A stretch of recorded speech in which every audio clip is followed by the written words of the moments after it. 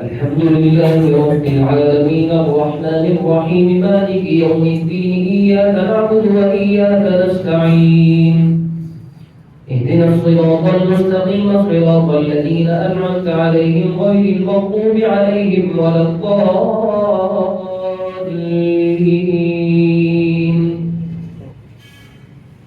قل يا عبادي الذين أسرفوا على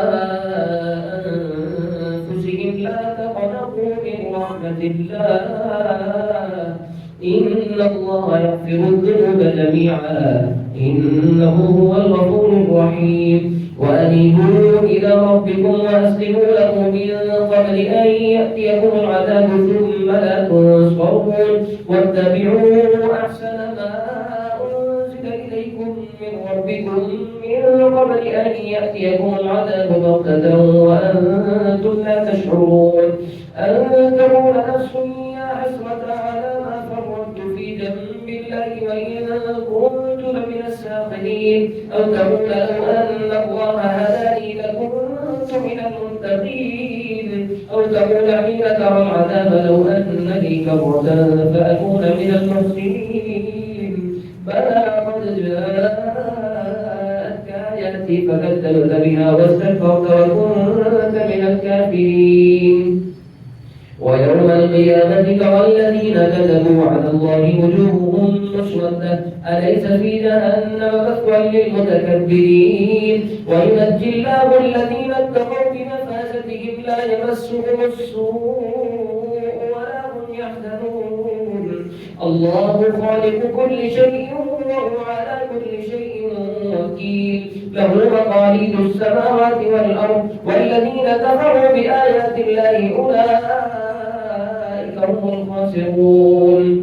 قل أفغير الله تأمروني أعبد أيها الجاهلون ولقد أوحي إليك وإلى الذين من قبلك لئن أشركت ليحبطن عملك ولتكونن من الخاسرين بل الله فاعبد وكن من الشاكرين.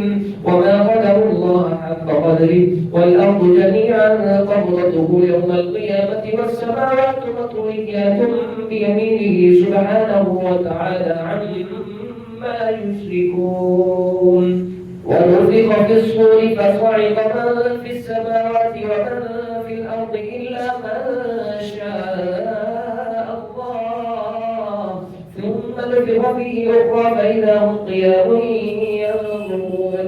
وأشرقت الأرض بنور ربها ووضع الكتاب وجيء بالنبيين والشهداء وقضي بينهم بالحق وهم لا يظلمون ووفيت كل نفس ما عملت وهو أعلم بما يفعلون. وسيق الذين كفروا إلى جهنم زمرا حتى إذا جاءوها فتحت أبوابها وقال لهم خزنتها ألم يأتكم رسل منكم يتلون عليكم آيات ربكم وينذرونكم لقاء يومكم هذا قالوا بلى ولكن حقت كلمة العذاب على الكافرين. قيل ادخلوا أبواب جهنم خالدين فيها فبئس مثوى المتكبرين. وسيق الذين اتقوا ربهم إلى الجنة زمرا حتى إذا جاءوها وفتحت أبوابها وقال لهم خزنتها سلام عليكم طبتم فادخلوها خالدين وقالوا الحمد لله الذي صدقنا وعده وأورثنا الأرض نتبوأ من الجنة حيث نشاء فنعم أجر العاملين. وترى الملائكة حافين من حول العرش يسبحون بحمد ربهم وقضي بينهم بالحق وقيل الحمد لله رب العالمين.